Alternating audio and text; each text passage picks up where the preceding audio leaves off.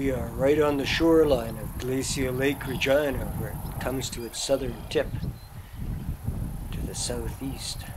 This is all undifferentiated glacial tilllands. You hear the shoreline to the south, to the right. Looking due east along Township Road 92, and this is the shoreline. And to the left is all Glacial Lake bed. It is Saturday, July the 16th, 2016. It is supper time, and this is McTaggart, Saskatchewan, looking in on Milestone Street and straight north on Range Road 155 west of the 2nd. That's the terminal at the Saskatchewan Wheat Pool, built in 1989. It's now Viterra. Looking southeast along busy Highway 39, and Weyburn is 8 miles away. Across the way there are the tracks of Canadian Pacific Sioux Line, laid down in 1893 as the Minneapolis-St. Paul and Sault Ste. Marie Railway. The standard number 5 station was built in 1909 on the other side of the tracks at mile 75.9 from Pasco on the main line near Moose Jaw. The elevator stood on this side of the tracks. The one farthest west was Western, built in 1904.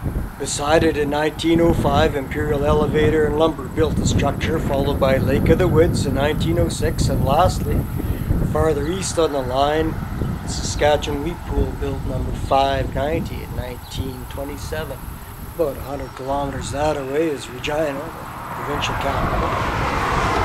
Imperial Elevator changed hands 10 times before it was closed by Pioneer. In 1981, along with the old Western. Saskatchewan Wheat Pool was the last to close in 1986.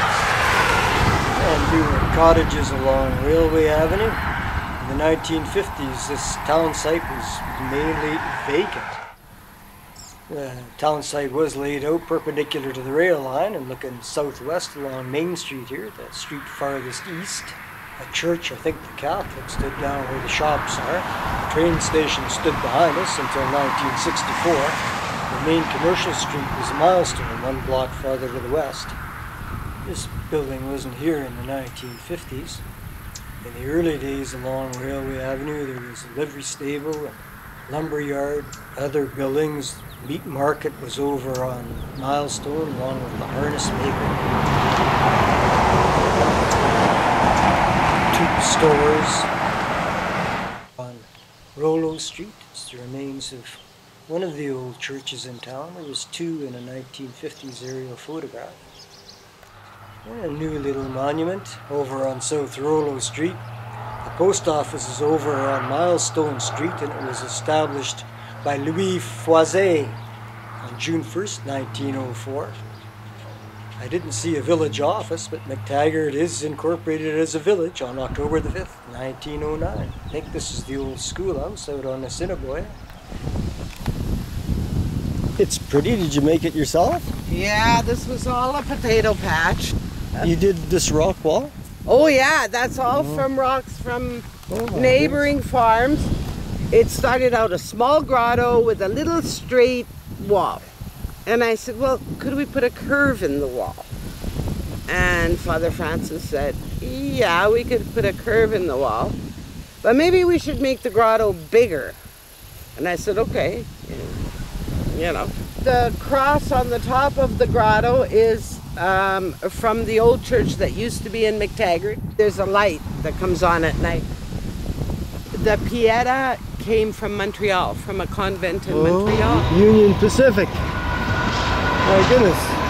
The wrong kind of train, a locomotive. Yeah. I've had 2 masses here a year. One for the whole deanery of Weyburn and one for the Filipinos. He was a Polish priest. He was going to go back to Poland. And I'd always wanted, like, this started out just a private grotto. Okay. I don't even know how that sign got there, but the sign on the highway that says Mary's Grotto, it's a green sign. Oh, yeah. Anyways, it started out just a small grotto in McTaggart, Saskatchewan.